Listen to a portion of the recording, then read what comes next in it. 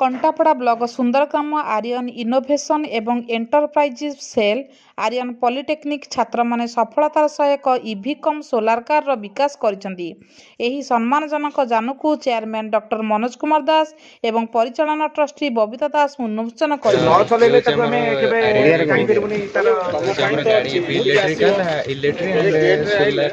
Electrical mechanical बेले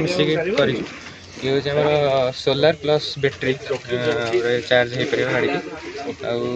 आप full battery धर चार्ज है 100% तो 40 किलोमीटर जापर आ सोलार जेहतु लगी खराब पड़े सूर्य सोलार पर अनलिमिटेड गाड़ी चार्ज हो तो चलती गाड़ी मैक्सिमम स्पीड हूँ 30 to 40 स्पीड तार होमर गाड़ी मोटर लगी 60 वोल्ट एंड 1500 वाट केते सीटेड अछि से सीटी सिस्टम केते जण बसी परिबे तैयारी करछि कि हम किला माने से को को डिपार्टमेंट मैकेनिकल इलेक्ट्रिक केते टका खर्च होइছে अराउंड 3 लाख पर्टिकुलर केते अराउंड 3 लाख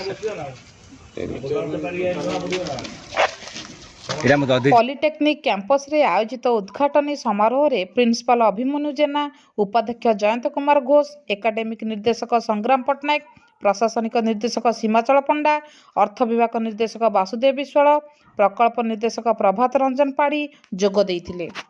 कार्यक्रम को वरिष्ठ अध्यापक प्रद्युम्न कुमार साहू, प्रज्ञा परमिता स्वाई संयोजना करथिले। सिद्धार्थ शेखर साहानी धन्यवाद देइथिले। आर्यन ईवी कम सोलार कार हेउची उद्भावना एवं स्थिरतार एक आदर्श मॉडल जहाँ अंगारकाम्ल निगम को ह्रास करिबो एवं शक्ति संरक्षण करिया पई परिकल्पित।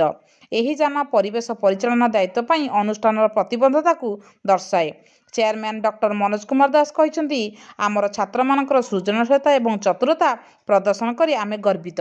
रंजन पात्र सौम्य रंजन दास कॉलेज फोटो उठाना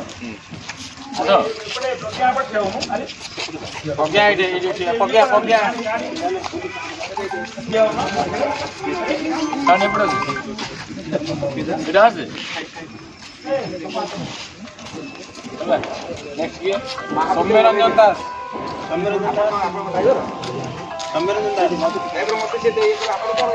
प्रभास कुमार साहू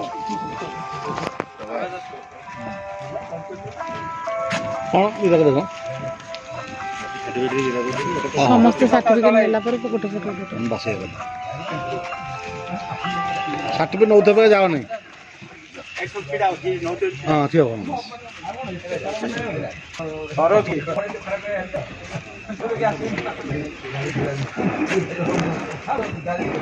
आशीष गिरी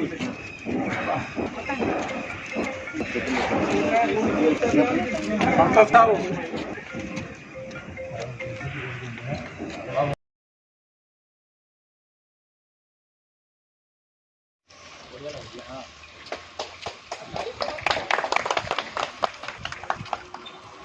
मो पे